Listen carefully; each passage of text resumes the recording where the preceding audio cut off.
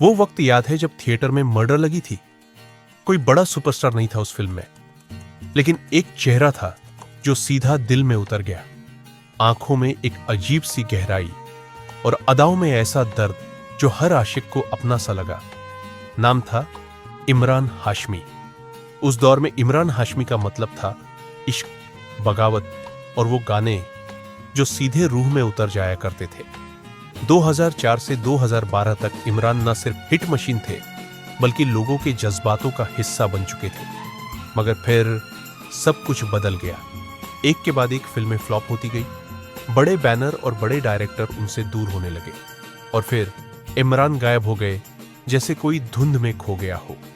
तो सवाल यह है, आखिर इमरान हाशमी का करियर ऐसा क्यों हुआ? वो जो एक दौर का सुपरस्टार था, आज क्यों एक अधूरी कहानी बनकर रह गया?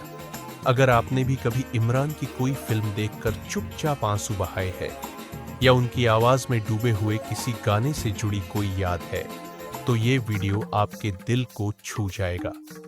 और अगर आप हमारे चैनल फिल्मी ज्ञान पर नए हैं, तो प्लीज चैनल को लाइक जरूर करें, सब्सक्राइब करना न भूलें और बेल आइकॉन दबा दें, ताकि फिल्मी दुनिया की ऐसी ही अनसुनी अधूरी कहानियां आपसे कभी छूट न जाए। कहानी शुरू करते हैं इमरान हाशमी की, एक ऐसे सितारे की जो अब भी वापस लौट सकता है।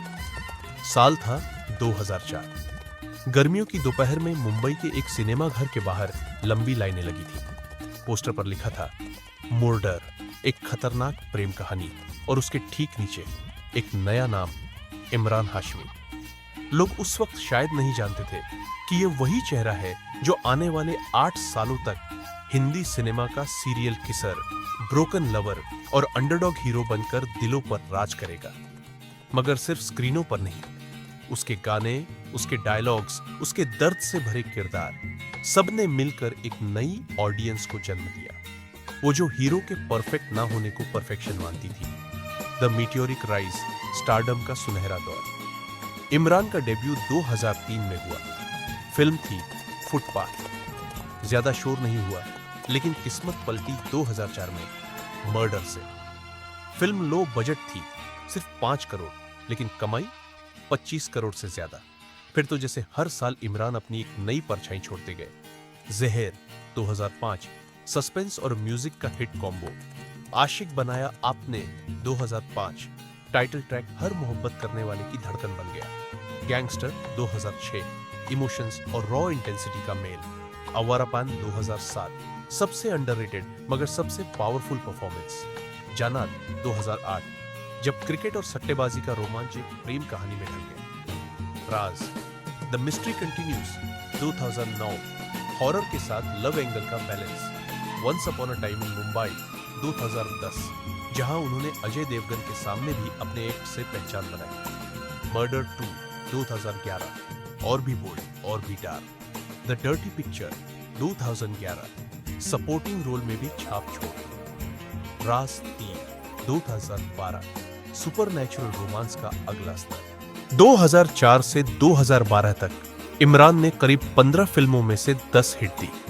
उनके गानों की एल्बम हर बार चार्ट बस्टर बनती थी। वो सितारा थे जो बिना किसी खान, कपूर या कुमार के नाम के सिर्फ फीलिंग्स बेचकर फैन बेस बना रहे थे। स्टारडम का टूटना, एक लंबा अंधेरा, लेकिन फिर जैसे अचानक किसी ने ब्रेक मार दिया। 2013 के बाद एक एक करके उनके करियर की बिल्डिंग दरकने लगी। घनचक्कर 2013, एक्सपेरिमेंट था पर चल नहीं पाया। राजा नटवरलाल 2014, जादू की उम्मीद थी मगर नतीजा फीका। मिस्टर 2015 से ज्यादा स्क्रिप्ट की जरूरत थी। हमारी अधूरी कहानी 2015 नाम की तरह अधूरी रह गई। आजहर 2016, बायोपिक से कम, फिल्मी ड्रामा ज्यादा लगी।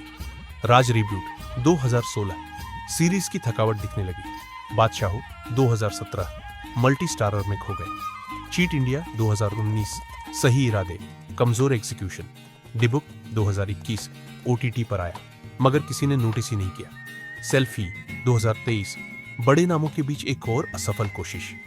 8 साल पहले जो आवाज थिएटर में गूंजती थी, अब सिर्फ नोस्टाल्जिया में बची थी। आखिर क्या गलत हुआ? हीरो जो टूटा हुआ है, जो म्यूजिक के सहारे जिंदा है। दर्शकों को रिपीटेशन बोर करने लगा। 2. कमजोर स्क्रिप्ट्स, मिस्टर एक्स और राज रीबूट जैसी फिल्में आइडिया में बड़ी थी मगर एग्जीक्यूशन में चूक गई। 3. म्यूजिक पर डिपेंडेंसी, जब तक म्यूजिक हिट रहा फिल्में भी चली, जब ट्यून फीकी पड़ी फिल्म भी डूब गई। 4. सिर्फ भट्ट कैंप तक सीमित रहना, इमरान के ज्यादातर डायरेक्टर्स वही रहे, जब ट्रेंड बदला उन्हें नए जनरेशन के फिल्म मेकर्स ने साथ नहीं लिया। 5.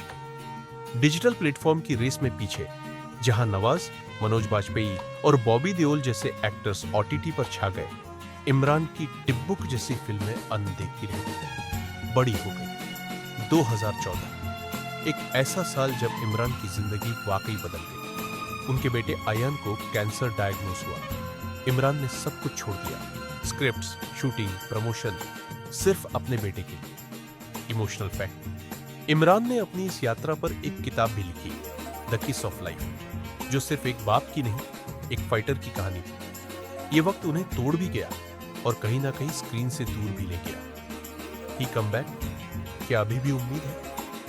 हाँ, बिल्कुल। टाइगर 3 2023 में उन्होंने एक ग्रे शेड में जान फूंक दी। इमरान हाशमी की हालिया रिलीज फिल्म ग्राउंड जीरो ने बॉक्स ऑफिस पर उम्मीद के मुताबिक प्रदर्शन नहीं किया है। 25 अप्रैल 2025 को रिलीज हुई इस एक्शन थ्रिलर ने 15 दिनों में वैश्विक स्तर पर लगभग 8 करोड़ 27 लाख रुपए की कमाई की है। फिल्म की ओपनिंग भी धीमी रही, पहले दिन मात्र 1 करोड़ रुपए की कमाई हुई। इस प्रदर्शन को देखते हुए ग्राउंड जीरो को बॉक्स ऑफिस पर फ्लॉप माना जा रहा है।